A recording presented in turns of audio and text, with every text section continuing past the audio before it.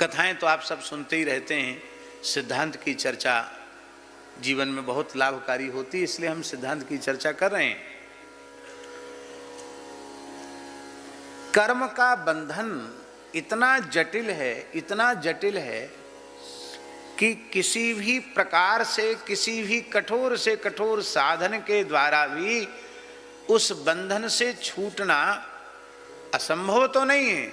असंभव होता तो उन साधनों का निर्देश उपदेश ही शास्त्रों में क्यों किया जाता?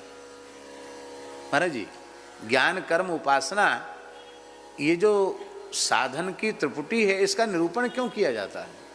सांख्य है, योग है, ज्ञान है, कर्म है, इन सब का निरूपण जीवों के परम कल्याण के लिए ही है। संभव नहीं है ये बात नहीं है। संभव नहीं, संभव होता तो उपदेश ही क्यों होता? पर हम जो बात कह रहे हैं उस पर बहुत ध्यान दें। इन साधनों में दोष है ऐसी बात नहीं है। साधन तो सब निर्दुष्ट हैं, पर समय की विकट परिस्थिति ऐसी है कि इन साधनों का, केवल साधनों का आश्रय लेकर हम कर्म बंधन से मुक्त नहीं हो सकते।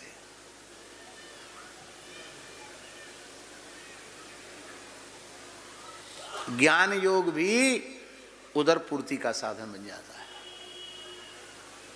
कर्म योग भी यश कीर्ति पद प्रतिष्ठा मान बढ़ाई की प्राप्ति का साधन बन जाता है, भक्ति योग भी भोगेच्छा की पूर्ति का साधन बन जाता है। भक्ति योग भी, नहीं समझे इस बात को? हमारी बेशा भक्त की है, संत की है, यही मान करके तो लोग हमको हलवा पूड़ी खीर मालपुआ खिलाते हैं, कपड़ा लत्ता देते हैं, भेंट दक्षिणा देते हैं, आदर सम्मान करते हैं। क्यों करते हैं? क्योंकि हमारी वेशभूषा प्रमाणित करती है कि ये भक्त हैं। तो हम वेशभूषा से भक्त हैं, पर वस्तुतः हमारे मन में भोगों के प्रति वैराग्य नहीं है, तो यह भक्ति की वेशभूषा भोग का साधन बन के रह जाएगी। अब आ गई बात समझ में?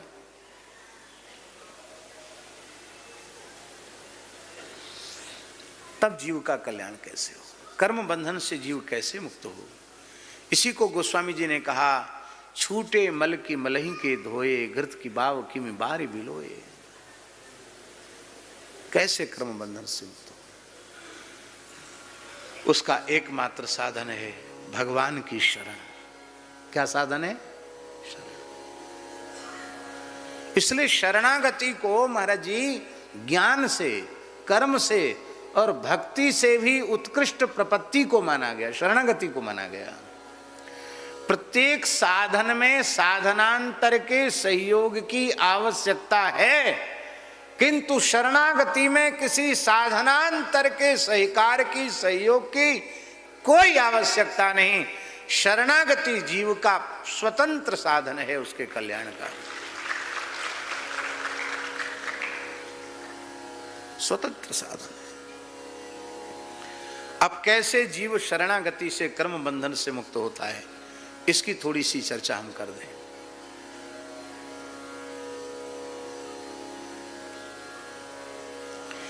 कर्म के 3 विभाग हैं, एक संचित, दूसरा क्रियमाण और तीसरा प्रारब्ध।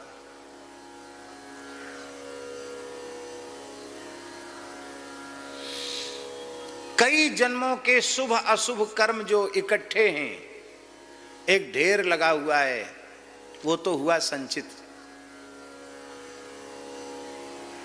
जो इस वर्तमान जन्म में भोगने के लिए शुभ अशुभ उस संचित में से एक अंश निकालकर इस वर्तमान जीवन में भोगने के लिए जो निश्चित हो चुका है, वो है प्रारब्ध।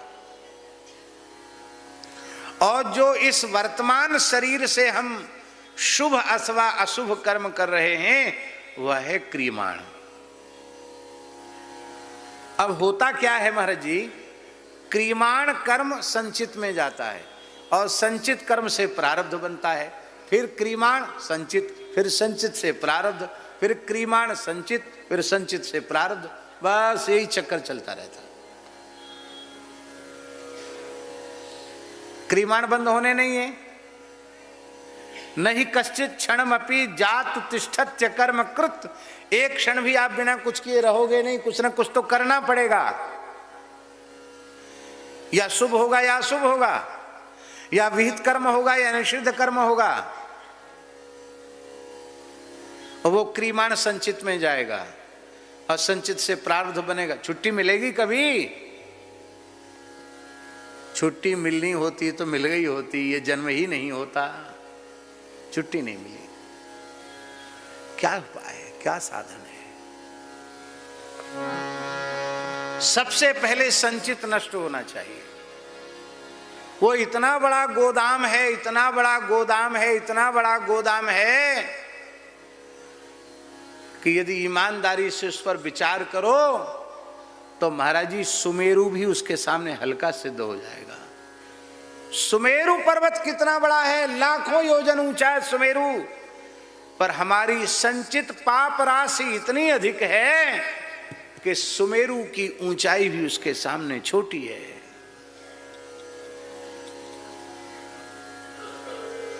लाखों जन्म तक साधन करें तो भी संचित हमारे साधन से भस्म होने वाला नहीं। बिलपत्र चढ़ाते हो, रोज चढ़ाते हो, क्या बोलते हो?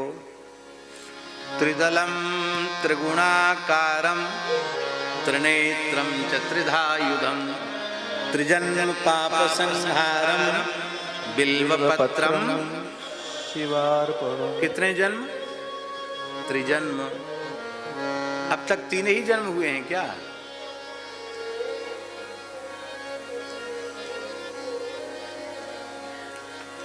तो 300 हुए होंगे, 3000 हुए होंगे, 30,000 हुए होंगे, 3 लाख हुए होंगे, 3 करोड़ हुए होंगे। अरे नाराम जी, लाख करोड़ नहीं, असंख्यों जन्म हो चुके हैं, कोई गिनती नहीं। और उन सब जन्मों के क्रियमाण से संचित बना है। कितना संचित है, कोई इसका लेखा जोखा नहीं है। कैसे खत्म होगा भाई? कितनी तपस्या करोगे, कितनी तीर्थ यात्रा करोगे, कितने उपवास करोगे, कितने व्रत करोगे, कितने आंख नाक कान दबाकर बैठोगे? तब साधन क्या है?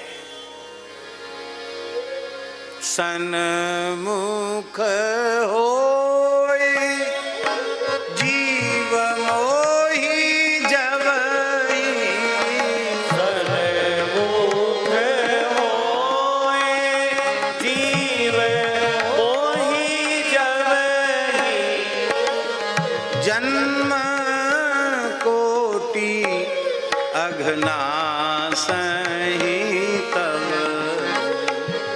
जन्म कोटि अघनासहि तब। जब जीव भगवान की शरण होता है, इस शरणागति संस्कार को ही दीक्षा कहा गया। दीयते ज्ञान संबोधा क्षीयते पाप संचय, दीयते क्षीयते यस्मात् सा दीक्षित्य विधीयते। इसी को भगवत शरणागति कहा गया। इसलिए हमारे यहाँ साधु में शरणागति कहते थे। आपको कब शरणागति मिली? कब आप गुरु महाराज की शरण आए? कब रघुनाथ जी की शरण आए?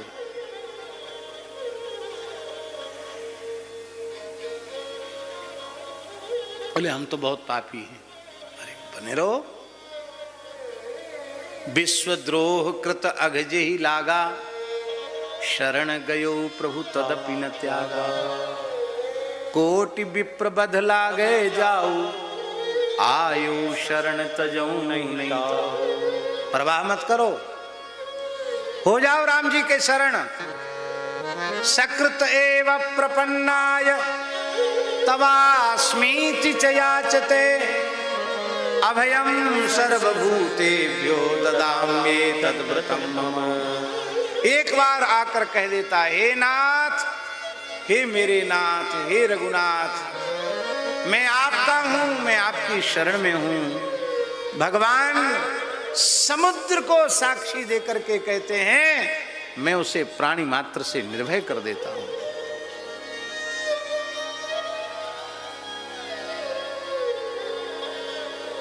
संचित भस्म हो गया। शरणागति से संचित भस्म हो गया, बहुत बड़ी समस्या का समाधान हो गया। लो जो लाखों जन्मों की तपस्या से, यज्ञ से, तीर्थ यात्रा से संभव नहीं था, वो केवल भगवत शरणागति से हो गया। अब महाराज जी बचा क्या? अब बचा क्रियमाण। क्रियमाण होगा तो संचित बनता रहेगा, पर भगवत शरणागत होने के बाद महाराज जी क्रियमाण पवित्र हो जाता है। कैसे होता है? जब तक जीव भगवत शरण नहीं हुआ था, तब तक तो अपने इच्छा की, वासना की, सुख की, स्वार्थ की पूर्ति के लिए वो कर्म में प्रवृत्त हो रहा था। और अब जब भगवदीय जीव हो गया, भगवत शरणागत हो गया, तो अनुकूल्य से संकल्प प्रतिकूल्य से वर्जनम। अनुकूलता का संकल्प कर लिया, प्रतिकूलता का त्याग कर दिया। निषिद्ध कर्म तो उससे बनेंगे नहीं, और जो करने की आज्ञा हरि गुरु संत देते हैं वो काम बनेंगे। वो भी कर्तापने के अहंकार से मुक्त होकर बनेंगे। वैष्णव महाराज जी जब करता है तो वह समझता है कि मैं करता नहीं हूं, करता राम जी हैं और कारयिता भी राम जी हैं।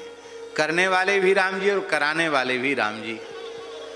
और करने के बाद कर्तापने के अहंकार से मुक्त होकर करता है, विहित कर्म करता है, भगवान की प्रसन्नता के लिए करता है, और करने के बाद श्री सीता रामचंद्रार्पणमस्तु, श्री राधा कृष्णार्पणमस्तु, श्री लक्ष्मी नारायणार्पणमस्तु। जो भी अपने आराध्य उपास्य हैं उनके चरणों में उसको निवेदित कर देता है। अब क्रियमाण संचित में जाना, संचित खत्म हो गया, अब क्रियमाण संचित में जाना नहीं है, वो पूरा का पूरा राम जी के चरणों में चला गया। अब बचा क्या? केवल इस देह का प्रारब्ध बचा, केवल इस देह का प्रारब्ध बचा। और उस प्रारब्ध का समाधान कैसे होगा?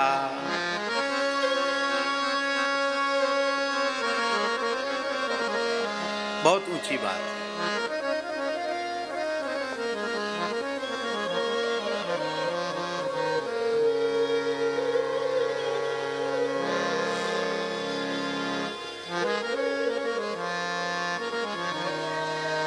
प्रारब्ध का भोग भक्त कैसे करता है?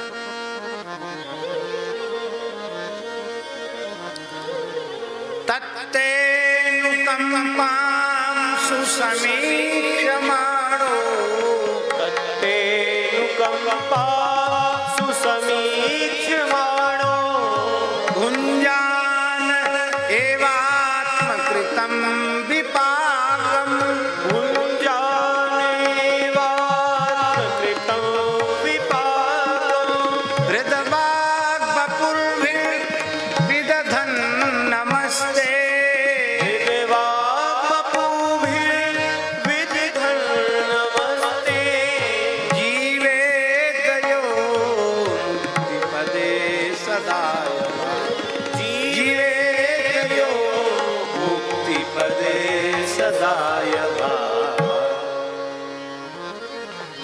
यह है जुक्ति। प्रारब्ध का भोग शरणागत भक्त कैसे करता है? कि पहली बात तो यह है कि हर क्षण भगवान की कृपा का प्रत्यक्ष दर्शन करता है। तत्तेनुकंपां सुसमीक्षमाणः, अनुकूल से अनुकूल परिस्थिति में कृपा का दर्शन, अप्रतिकूल से प्रतिकूल परिस्थिति में भी कृपा का दर्शन करता है। और भगवान की कृपा का दर्शन जब करने लग जाता है तो परिस्थिति अभिशाप नहीं बनती है, फिर परिस्थिति विषाद और अवसाद को नहीं देती है। प्रतिकूल परिस्थिति हमारे जीवन का प्रसाद बन जाती है। प्रसादस्तु प्रसन्नता। हर परिस्थिति में, अनुकूल परिस्थिति में तो कृपा का चिंतन कर सकते हैं, प्रतिकूल परिस्थिति में भी कृपा का चिंतन करो तो प्रतिकूल परिस्थिति प्रतिकूल नहीं रह जाएगी। तत्तेनुकंपाम सुसमीक्षमाणो, पहला साधन। भुंजान एवात्म कृतम विपाकम। हमारे जीवन में जो भी सुख दुख आ रहे हैं उसमें किसी का दोष नहीं है।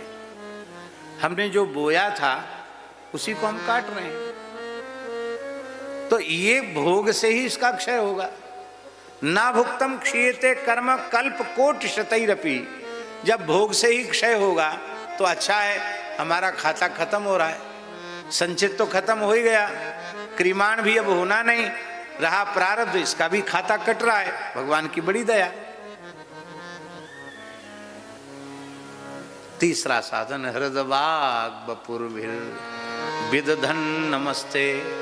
हृदय से, वाणी से, शरीर से भगवान को, भगवान की विभूतियों को प्रणाम करते हैं। गौ को, ब्राह्मण को, संत को, अतिथि को, गुरु को, गोविंद को, तुलसी को, पीपल को, जो भी भगवत विभूति हैं उनको भगवत भाव से प्रणाम करते हैं तो उनका प्रारब्ध भी प्रसाद बन जाता है और वे सहज ही भोग लेते हैं।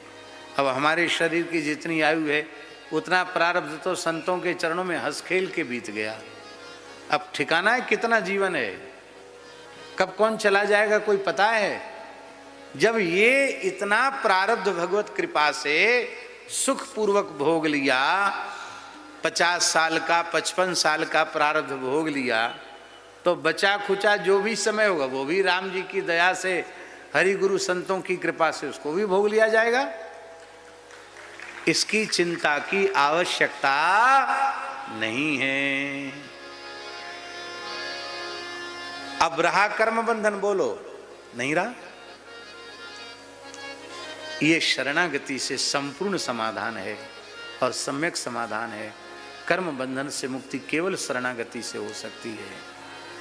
इसलिए बार बार ये चिंतन करना, श्री राम शरणम समस्त जगताम रामम बिना का गति।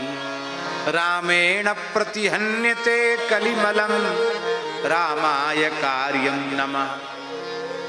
रामात्रस्यति काल भीम भुजगो रामस्य सर्वं वशे। रामे भक्तिरखंडिता भवतु मे रामत्वमेवाश्रयः।